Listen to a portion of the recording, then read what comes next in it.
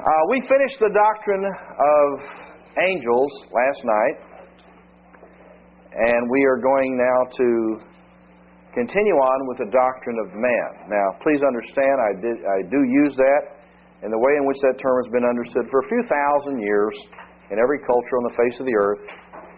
Seems like America always has to be unique in many ways, but I use man generically here. Mankind, Adam. So, the doctrine of man, which is the word anthropology, talks about humanity, the fact of how we came about and what are we. And we'll look at those. I had hoped that maybe we might get to the doctrine of sin tonight. I'm not sure if that will take place. I may start that tomorrow night and spend 1 hour on it. There's some aspects of it that we really do need to deal with as we move into the doctrine of salvation. But we'll see how it works. You should have some handouts. One, which is on the chart or slide form. We will deal with that in a little bit, not immediately. Another, which starts off with anthropology. Do you have that? And there's some aspects of that we'll look at in conjunction also with what we see in Cook. I will not be following the exact same order, so I'll bring your attention to what you need to know at the time. I'm going to go in Cook's order, not my outlines order. And then I'll refer back and forth because it should be pretty easy to move through the outline. Cook starts out in chapter 20, the origin of man, unity of the race.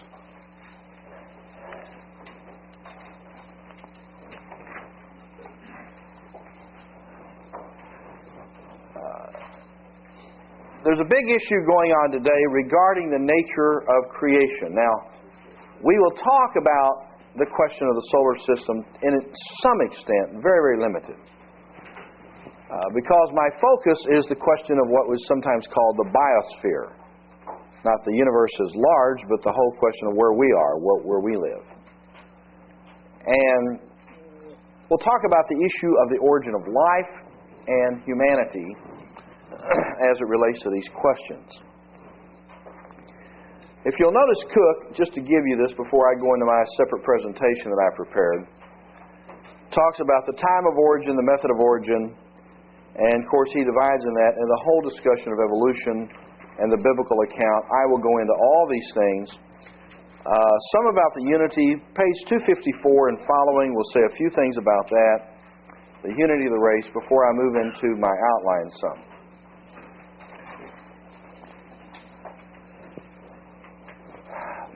What we call macroevolution is a belief that you have a common ancestor to the ape and humans to create what we call man. This is different from microevolution. Macroevolution says that the whole grand scheme comes from an evolutionary process, from the origin of first life, by an accident of nature in the primordial soup of the earth, in which some amino acids sort of got together by sparks from electricity of some sort, lightning, forming together eventually to say, hey, listen, let's join together and be a cell. And then eventually the life begins through this process. It's far more complicated that life began that way than it is all the evolution that's argued from the point of life beginning till now. It's more complicated that life come into existence through the process that some scientists argue than it is to even have what we call here macroevolution. Life from non-life. Now, if you'll notice, in this issue here, the concept is that this complexity that occurs comes through something in the change of these species here, plus time equal humanity or man. Now, there's some problems with this macroevolution that we will talk about in more detail, but this is more of an introduction. The first problem is that macroevolution has never been observed.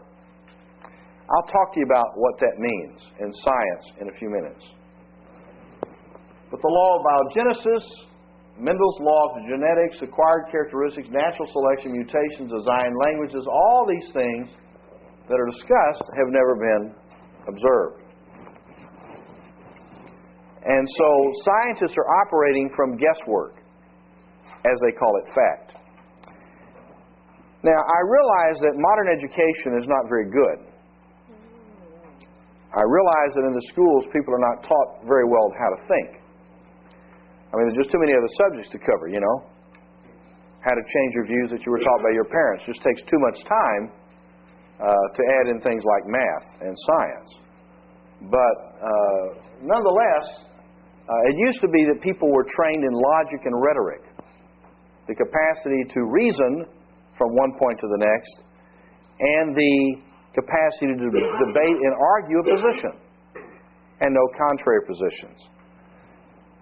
God forbid that we should allow alternative arguments to be made within a classroom. Learning might occur.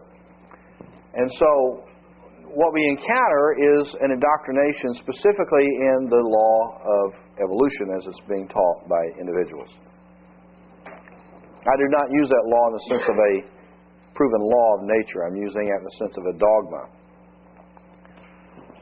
So, one of the problems, as we will observe, is observation. A necessary requisite. It's a necessary ingredient of there being true science.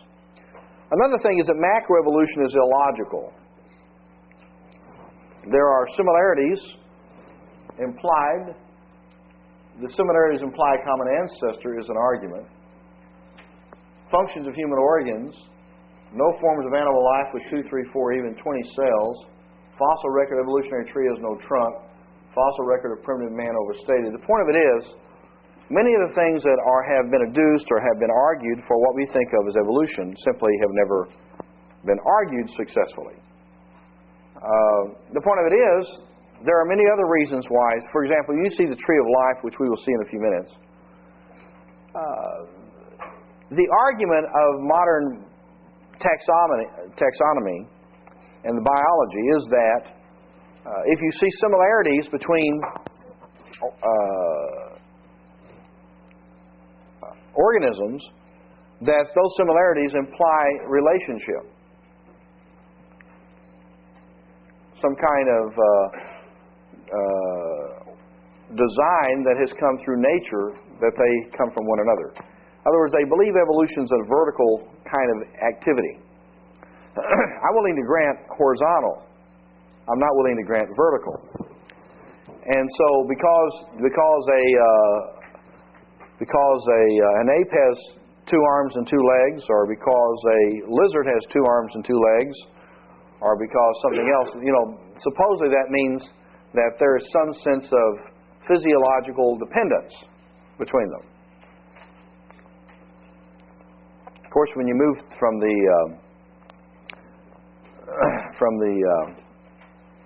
the bird to the reptile of some sort, you got something as substitutes for, I guess, arms, wings, but that's another story in itself. Human organs that are sometimes called vestigial. You familiar with that?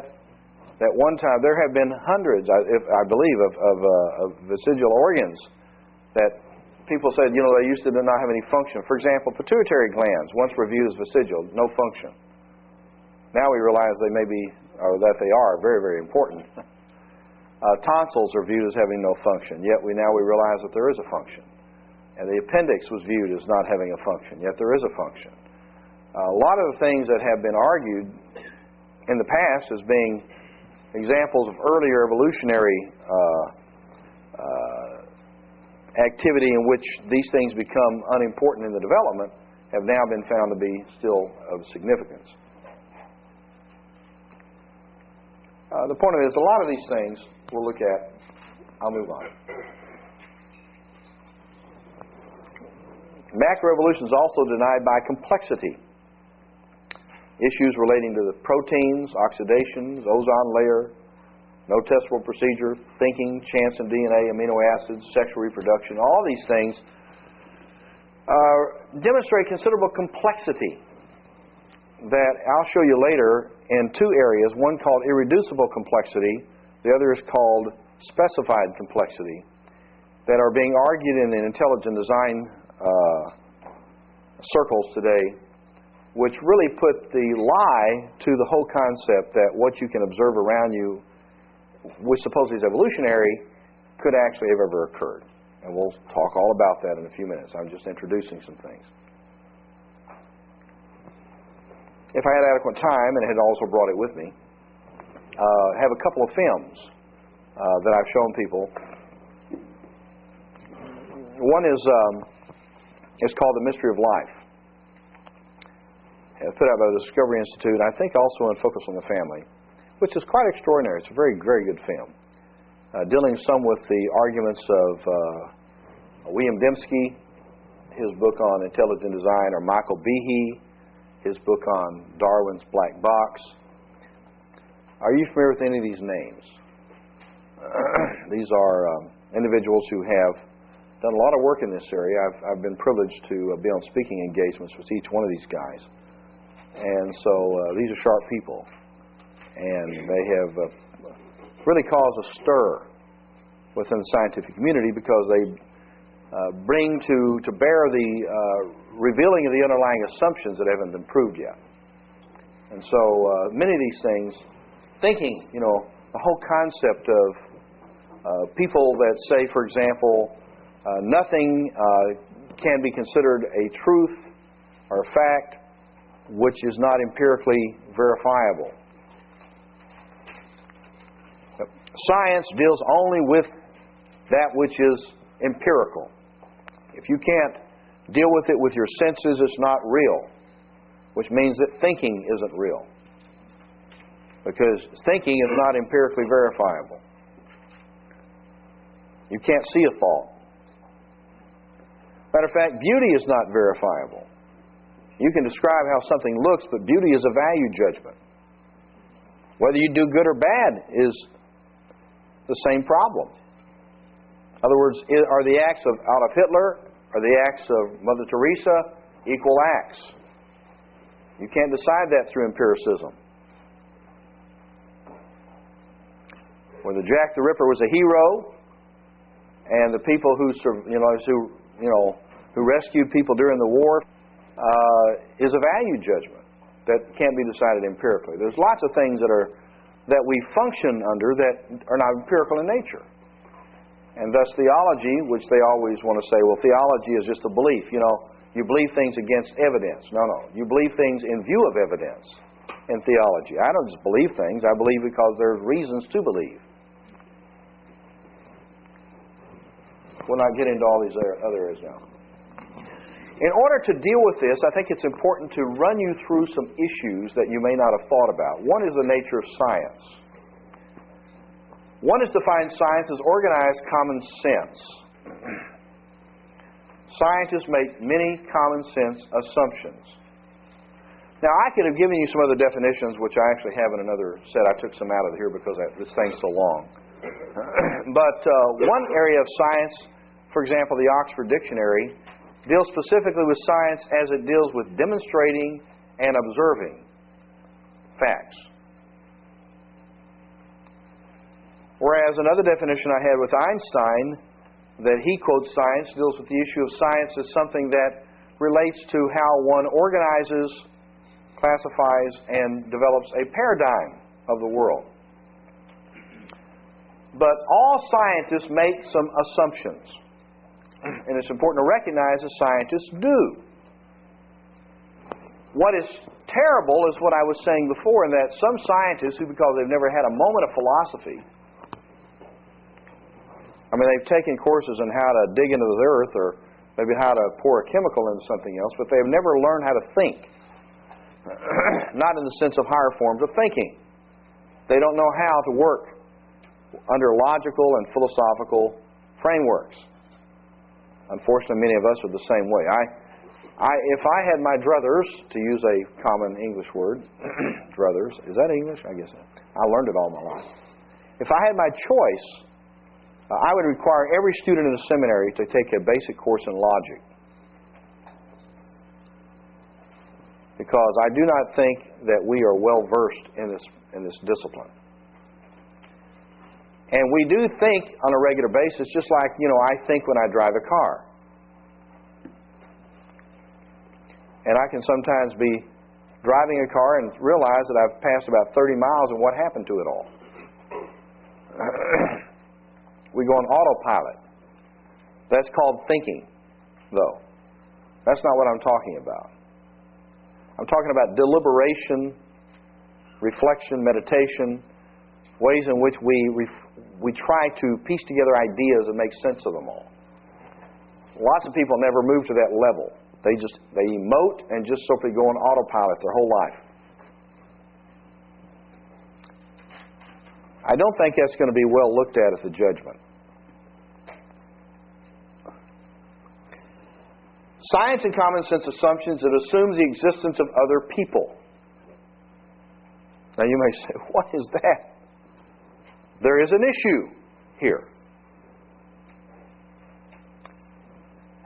Some people have said, and probably right so, that Plato basically said it all, and all the history of philosophy since have been footnotes. But the whole debate of Plato and Aristotle and those that follow them are important debates. I was thinking recently about a friend of mine who, well-known philosopher and apologist. Somebody asked him if he had read the Left Behind series. And he said, I haven't had yet a chance to finish Aristotle. When I finish that, I'll think about it. There is an issue sometimes, where do we spend our energies and our thinking? Have we read all the works of Plato and Aristotle? I'm sure all of you have, but there are some who haven't.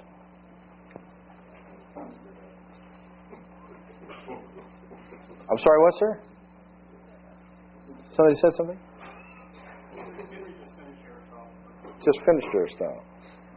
But the point I'm making is that there was a time education in America was built on reading the great works of history, the great thinkers, even some you wouldn't agree with, but to understand what the questions are. Many of us live day by day not realizing that we're being heavily influenced by people that we haven't even read and thought about. That we operate under Hegelian views of reality, even if we've never read Friedrich Georg Hegel.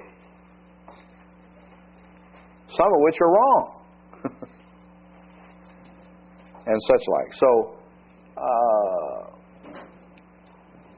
you can debate the questions that are human beings existent. René Descartes dealt with this very question.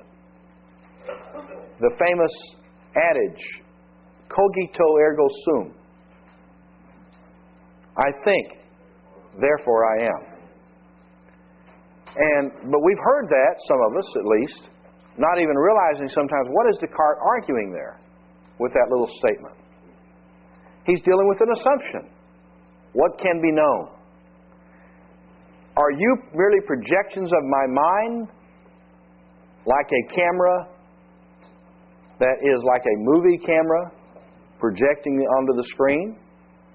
Or are you like a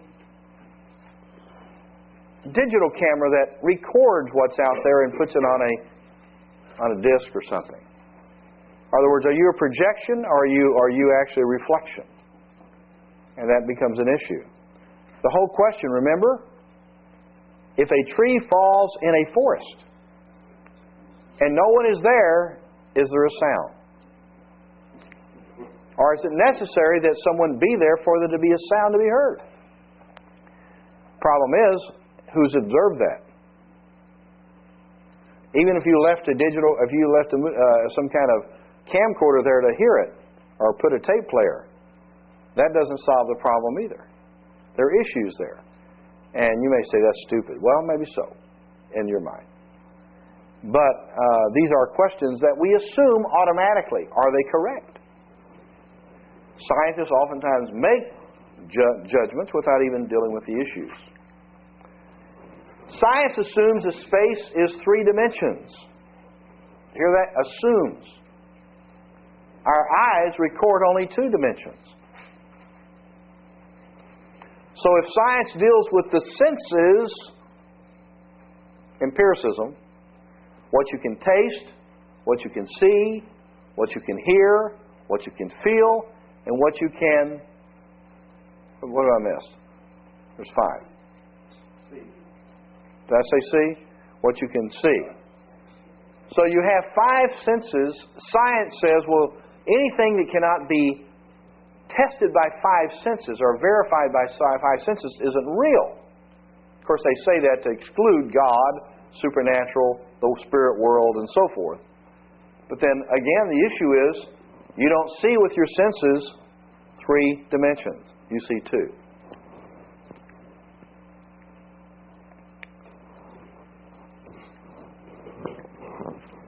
Three dimensions relates more, generally speaking, to the concept of math. Now, you can put your 3D glasses on to some movies, have the things jump out at you, I suppose. But essentially it works this way. It assumes the existence of objects as independent of observers, which is sort of what I said just a moment ago. It assumes the orderliness of nature. Now, you talk to a scientist and he'll say, well, listen, if I take this chemical in this proportion and this chemical in this proportion and pour them in together, this will always happen if I've done the same chemicals in the right proportion. That's assuming the orderliness of nature. You can't really prove that. Because all you can say is that every time that we've ever done it, it's turned out that way. You can't say what will take place next. Maybe all of a sudden, it won't work that way. And you say, well, I've tried it 100 million times. Well, what about 100 million and 1? In other words, you're assuming that it will happen that way. You're assuming the orderliness of nature. Now, I can tell you that this was very important for the development of science, and it came forth from Christian thought. Science was built upon a Christian view of the world. Because we assume in Christianity that God is a God of order, that He's created a world that operates according to natural order. Now, I'm not excluding the concept of miracle here, but the fact is that God operates and has set His world into work a certain way. This may not have worked as well in an Islamic country as it did Christian. Because in Islam there is no absolute belief that the universe will ever work the same way. Because it's dependent at every instant upon... So you may turn on the faucet one time, it brings out water. The next time it may bring out something else or not at all. Now you may say, yeah, that's how my plumbing works. But I'm saying in the sense of how things normally occur, see. Maybe the rules will change. Assumes a method used as a value in reaching the truth.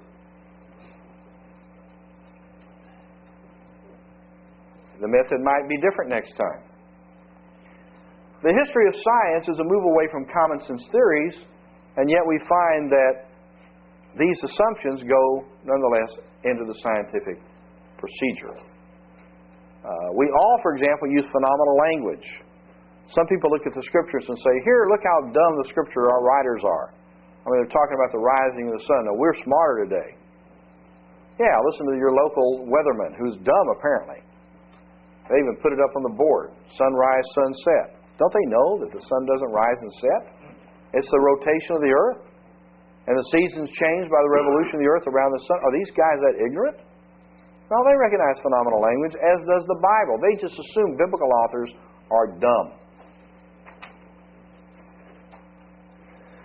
The Bible is written in phenomenological language, to be sure, as most of our life is operated under what we observe rather than what we test. But, I tell you, I don't know how you improve on that statement in Job that says that God set the circle of the earth upon nothing. That's pre-NASA, folks. No shots from the space shuttle looking back at the earth like this circle in the middle of nothing. I guarantee you the Hindu view would not be substantiated, that the world is sitting on the top of a tortoise or a turtle, who himself is standing on, an elephant, I should say, on an elephant who's standing on a turtle who's swimming around in a cosmic sea. I suspect that if you were to take these pictures of NASA, you won't see the big elephant and the big turtle. But the biblical account says something quite right. On the circle of the earth, on nothing. No Atlas even. Like in Greek mythology, holding that world up. See? Where's Atlas standing? See? A lot of these things. The Bible is pretty up to date. Historically, science has grown out of magic. Other than the Christian worldview, it has developed from alchemy and astrology, and sometimes is going back to these areas. Newton began to move us toward materialism. He believed in social or causal determinism. Now, what that means is that God established laws in the world, instituted these, and they always occur that way. That is, the reason why it rains is not because God said, "Let there be rain," and there was rain, but because the right conditions existed in the location of the rain. That is, you have a high pressure and you have a low pressure, and you have certain cold and heat, and all these things that come from those high and low pressure fronts.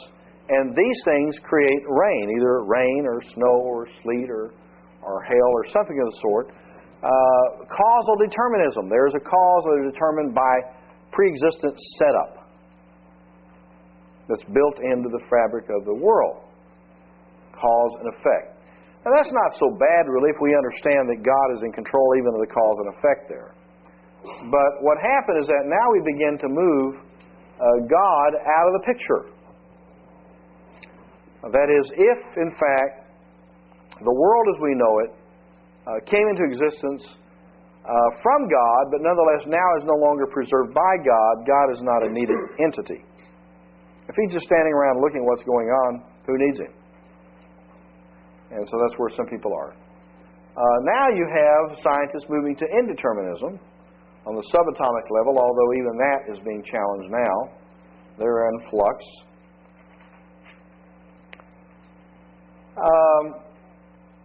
It's Newton's thought, although I don't think he is squeezing God out of the picture. And Occam and William of Occam, the Occam's razor, using the least difficult conclusion to explain things. Now, let me say some things here that are important to understand as we're looking at the question of man and evolution that you may need to understand. There is no single scientific method, and I excluded from these slides here a whole series of things I have discussing the scientific method. But in a word, have you ever heard of the scientific method? Okay. In school they teach you the scientific method. And in college they teach you the scientific method. And scientists talk about the scientific method. The only problem is no scientist has ever used it. Not only has no scientist ever used the scientific method, no scientist is capable of using the scientific method. It's an impossibility. And I can show you some quotes from people like Sir Karl Popper. I can show you statements out of Albert Einstein and others who argue the impossibility of the scientific method. And the reason for its impossibility is that no one ever can investigate facts apart from having a theory before he starts. Theoretically, in the scientific method, you just simply blithely, just sort of without any concern, you just sort of start looking at facts. And those are interesting facts, and you begin to amass the facts and correlate the facts and arrange the facts and summarize the facts and hypothesize concerning the facts and on and on and on until you come up to the theory and maybe eventually to a law. Nobody's ever done that in the history of the world. You can't. Your theory is what leads you to the facts that you study. You've developed a theory before you ever approach a fact, because you would never know which fact to choose. Think about how many things that could be studied in a given time of study. Hundreds and hundreds of trillions of possibilities. Which ones do you pick? How do you know where to go to pick them? How do you know which ones to keep and which ones to throw away before you finish your work? Can you keep all this in your mind at the same time? People do not use a scientific method. They start with a paradigm, a worldview that gives rise to a viewpoint that then they test to see if it's correct. Even before they move to their inductive study, they have moved from a deductive idea. Many don't want to recognize that, but it doesn't do away with the facts of the case. Anyway, now, there is no scientific method that's single. There are, however, two things we need to distinguish between. One is called facts, the other called symbols. Facts are observations by the sense organs, usually the eyes. Symbols are mental constructs with the brain as the tool. I could take two people looking at the same evidence. By the way, this is true in theology too. The Bible, as a book of facts, of pieces that you study inductively, is the same question as whether you're looking at the geological structure somewhere, so the Grand Canyon. Same holds true. You come to that with a paradigm in your mind of what you see about the world. Then you look at these details within a certain place that relates to your paradigm question, because there are many questions, but your question at heart, and you examine the facts at your access to determine, and after testing them, whether your paradigm holds true or not.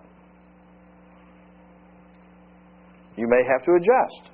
I've done that theologically. I've had a view, I've studied the evidence, I begin to change some of my theology.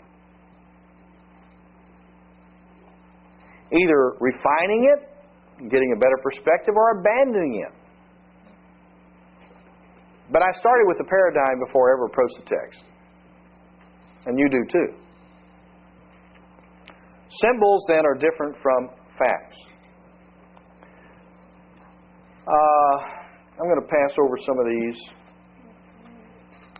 Everyone should agree on the facts, though maybe not on the symbols. Theoretically, that's the way it ought to be. Everyone should be able to agree on what the facts are, although they do not agree how they come together, how they form into a theory.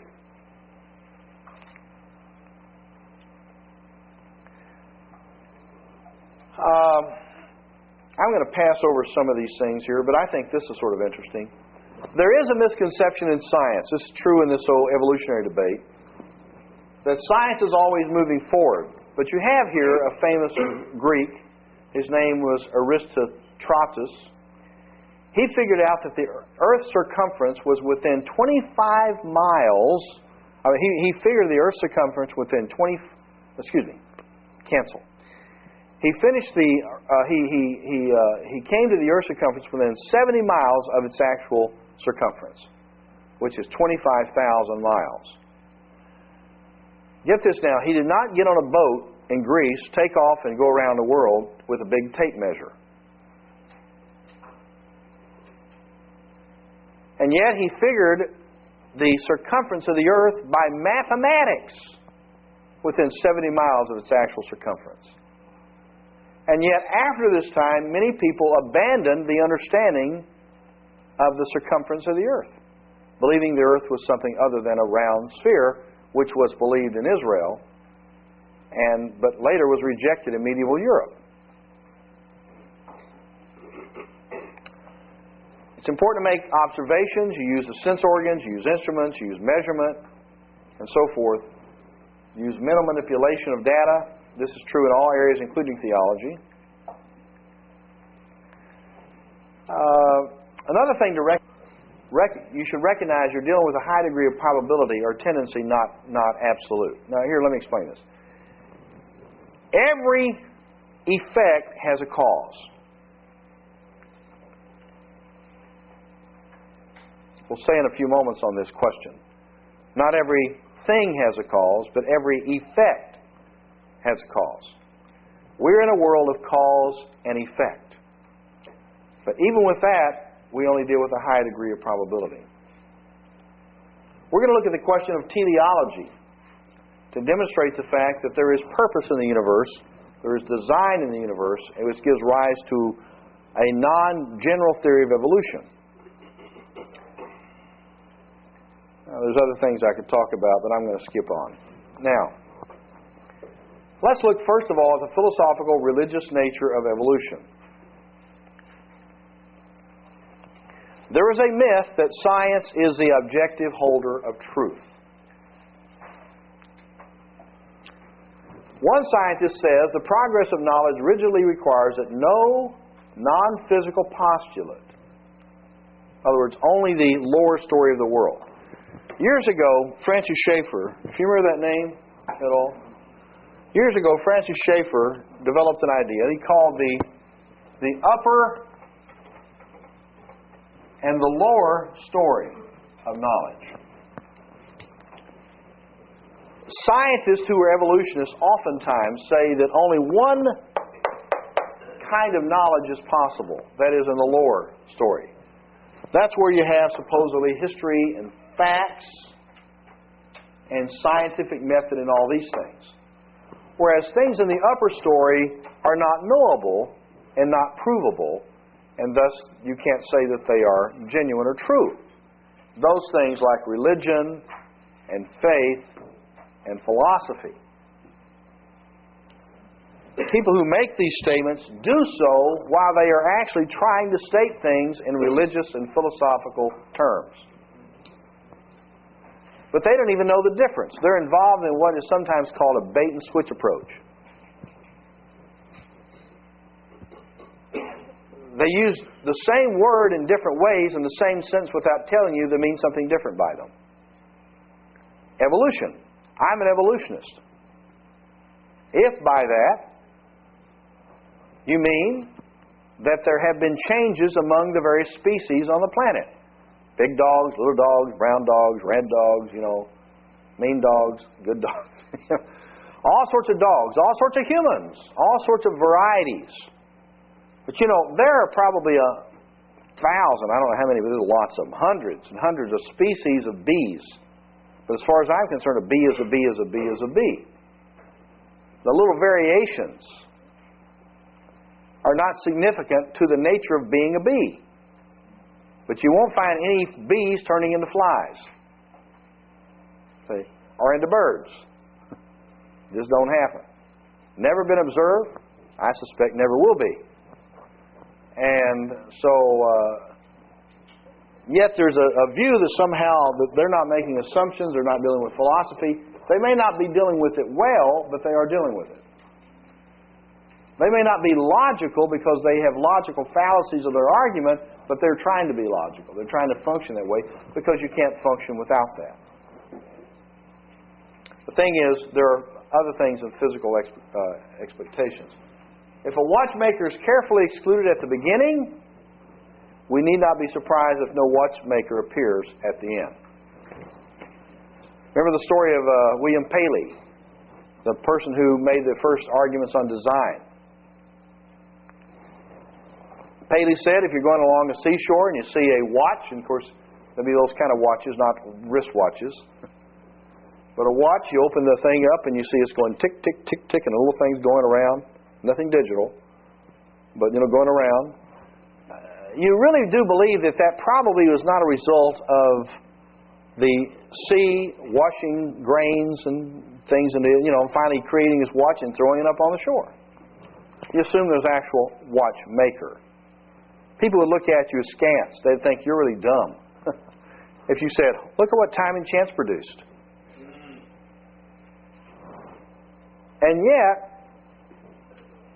the watch, for as complicated as it may be, is insignificant in complication to even a single human cell. Not to mention something truly complicated, like an eyeball. Okay?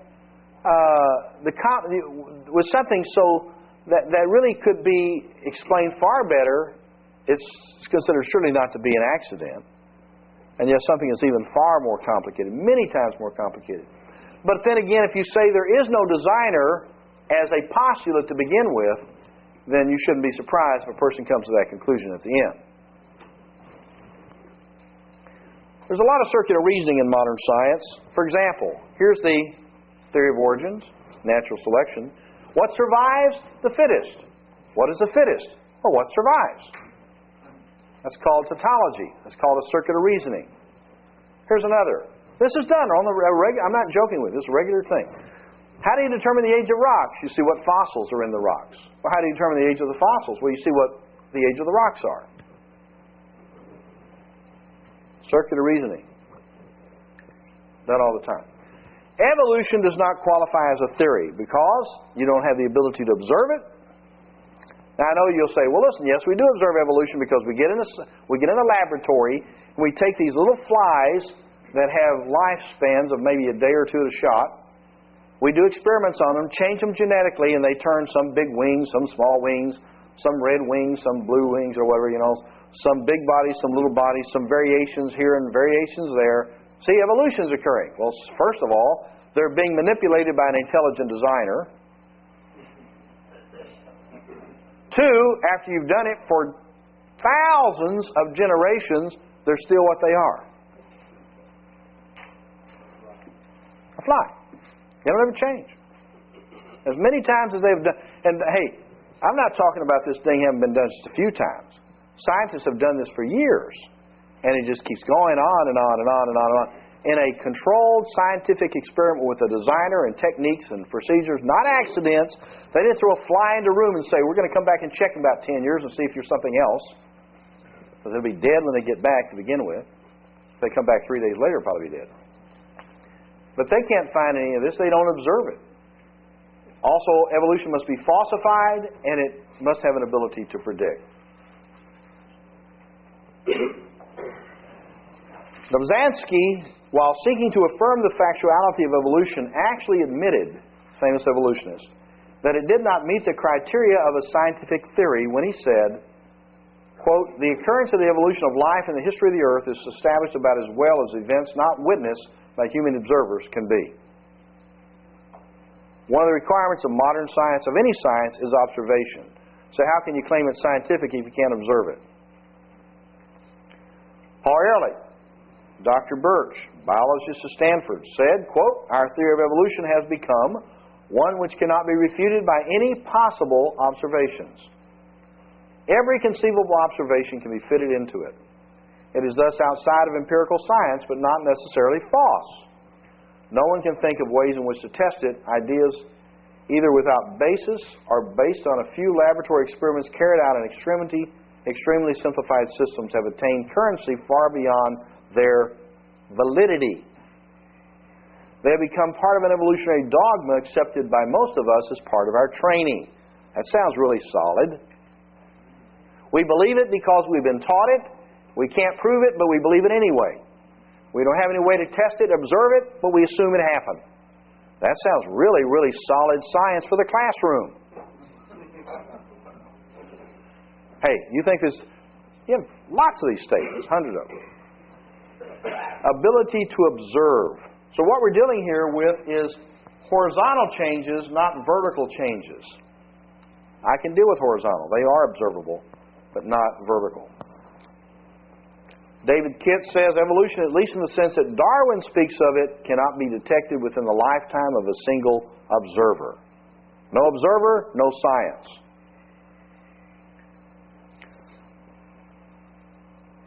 Dobzhansky has again said the applicability of the experimental method to the study of evolution is an impossibility. It's obvious then that evolution fails to qualify as a scientific theory, for it's certain that a theory that cannot be subjected to experimental test is no scientific theory at all.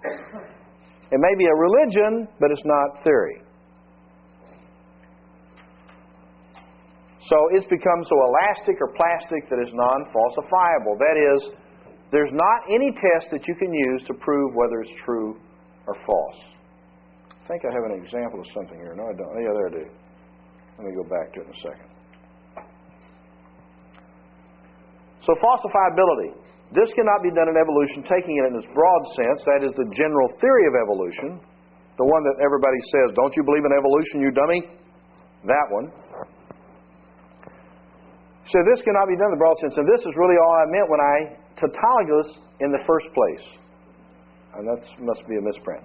It can indeed explain anything.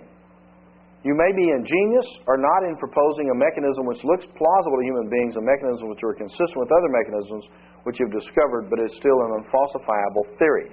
For something to be a theory in science, you must be able to come up with some test to prove it wrong. You can do that in Christianity. Christianity is a false religion. All you need to do is find the body of Jesus and it's over. It's falsifiable. True.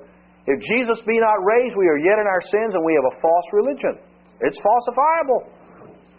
But no matter, if here's your view, listen, I believe Jesus rose from the dead and you can never prove me wrong in that. Well, let's go to the grave. Open the grave. There's His body. Yeah, but He's spiritual. You can't see Him. He's there. But, if you can't be proved wrong, then your viewpoint is very tenuous. It's not a correct theory. There's other things. I mean, if you could demonstrate that, for example, that there was no Exodus from Egypt, if you could demonstrate that it didn't happen, then there'd be no reason to believe in that account in the Bible. There'd be no reason to believe that text is being accurate. It's falsifiable. You can show me that Jesus didn't really come to the earth and live. There's nothing to believe. Go on and do something else. I certainly wouldn't be I'd go out and practice law and make some money. So, unfalsifiability is an important question. And here, for example, here's a test. Here's a statement. All apples are red. That's a statement. You're saying that's what I believe to be true. It must be falsifiable to be valid. That is, what you must do is show me a green apple and it will falsify my view. Now, you have to be careful what you claim to be your basic view. Whether it's true or not, that if your view is true, it will not be falsified. Now, let me move on. So evolution cannot be falsified, so it can't be a theory. I also must be able to predict, the third element. Prediction says that you must be able to come up with some way by using if you believe your view is correct, that it can explain the facts as you come across them. This happened with NASA. When did we land on the moon? 69? 69? When they were getting ready to land on the moon, they had these lunar modules, these things that came down on the moon. Do you notice they had these real long legs with these big things at the bottom, real big around? Do you notice that? Why did they have that? They believe the dust to be several meters deep on the moon, because being at the current rate bombarded with meteors for over 4.5 billion years, they thought the lunar dust would be so deep if you were to step out of it that way, you would sink. Particularly something so heavy like the lunar module. And then they landed on a few inches. Or maybe not a few inches even. Very, very little. What happened? Made a bad prediction. Faulty evidence.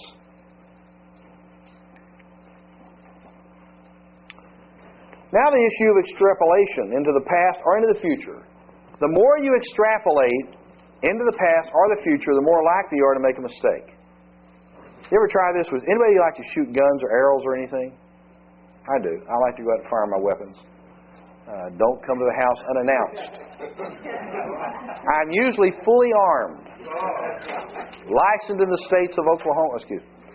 Now, but when you get out and shoot, if your target's within about 20 feet of you, that's no big deal. Put it out about 100 yards. It gets more difficult to shoot. You can even try to get it lined up. The problem you're dealing with is you've got other factors. But one problem, and I don't know the exact equation, but as you go farther away, the particular level of your gun has to be a certain way. I mean, you can be off just a fraction of an inch and vary what hits down the way considerably. That's why it's so big a deal, when you're trying to, especially when you're using handguns. Many of you know I used to be a police officer. I used to go out every month to shoot at the range. It was so much fun, and they paid it all. And you only had to qualify twice a year, but I qualified every month. So I would go out there and shoot, and the thing is that you had to be careful not to let your gun jump, because there's that tendency to react before your gun goes off.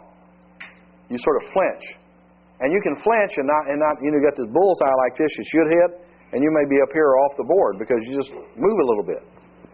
And so the extrapolation is the same way. Now, Mark Twain had an interesting view of extrapolation. I thought this was funny. I got it to you. He says, in the space of 176 years, the lower Mississippi has shortened itself to 242 miles. That is an average of a trifle over 1 mile and a third per year. Therefore, any calm person who is not blind or idiotic can see that in the old Aeolic Silurian period, just 1 million years ago next November, the lower Mississippi River was upward of 1,300,000 miles long and stuck out over the Gulf of Mexico like a fishing rod. And by the same token, any person can see that 742 years from now, the lower Mississippi will only be 1 mile and 3/4 long, and Cairo, Illinois, and New Orleans will have joined the streets together and be plodding comfortably along under a single major and municipal board of aldermen. There's something fascinating about science. One gets such wholesale returns of conjecture out of such a trifling investment of fact. And that's the problem with extrapolation that people do.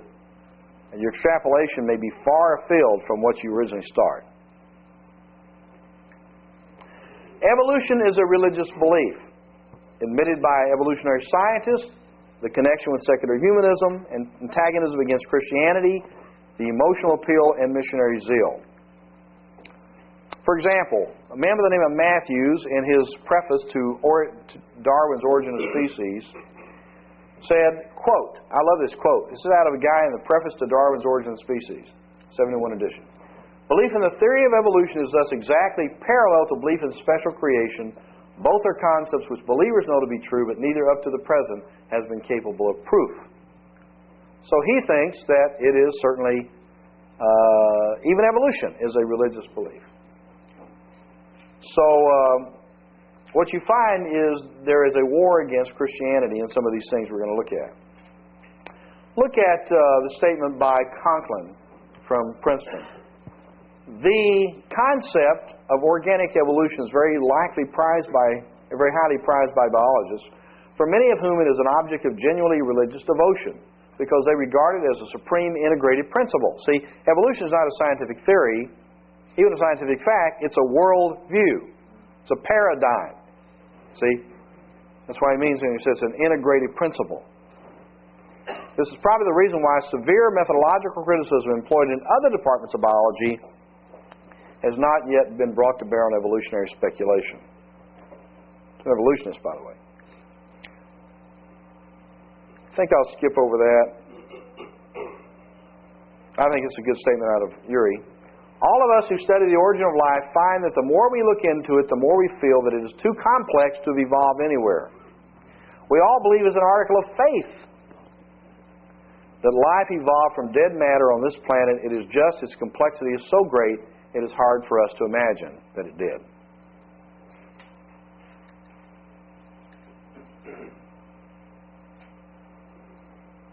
Notice a statement of Julian Huxley. He declared in Chicago that he was an atheist and that Darwin's real achievement was to remove the whole idea of God as a creator of organisms from the sphere of rational discussion. Religious belief. Notice zoologist Mayer. Thus, the Darwinian revolution was not merely the replacement of one scientific theory by another, as had been the scientific revolutions in the physical sciences, but rather the replacement of a worldview in which the supernatural was accepted as a normal and relevant explanatory principle by a new world in which there was no room for supernatural forces.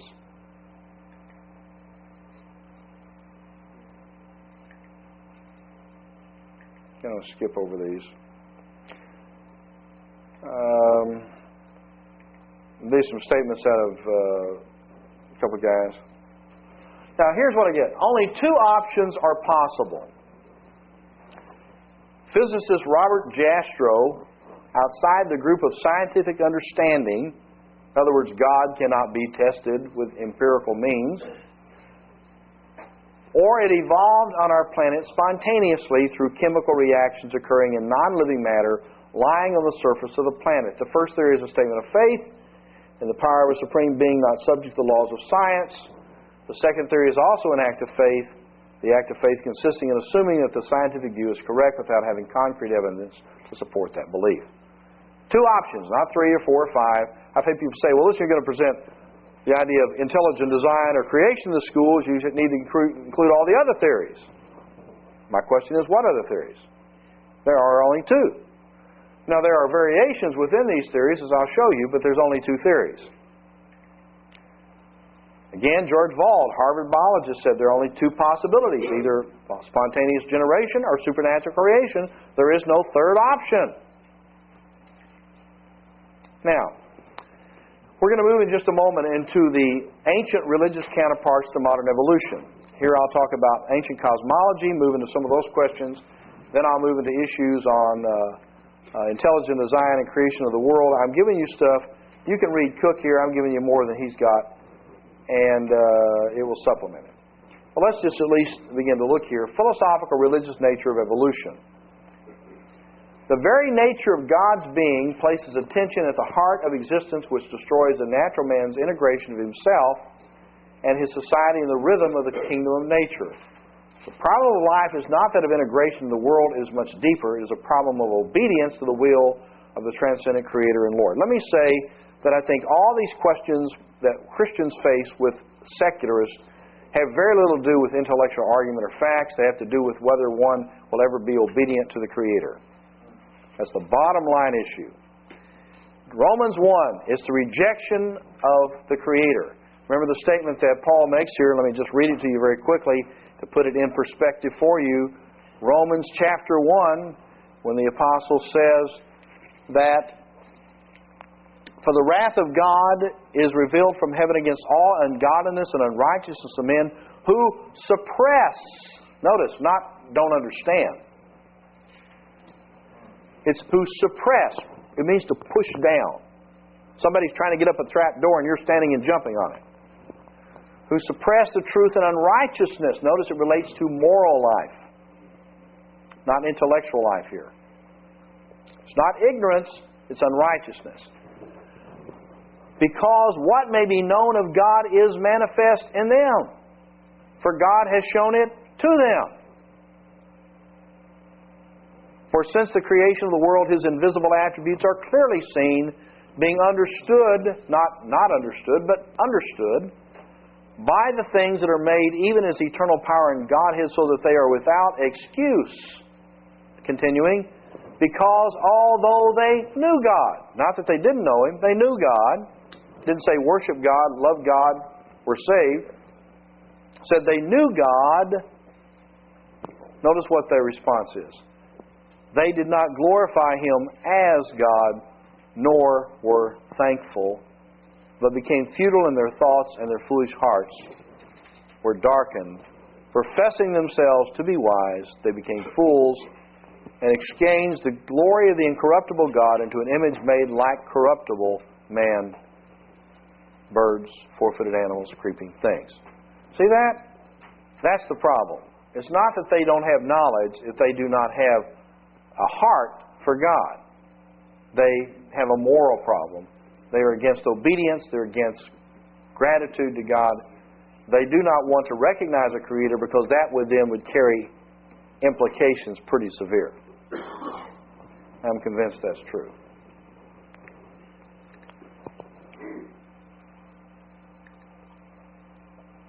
What we find is that modern evolution is a move back toward the ancient religions that existed with Israel.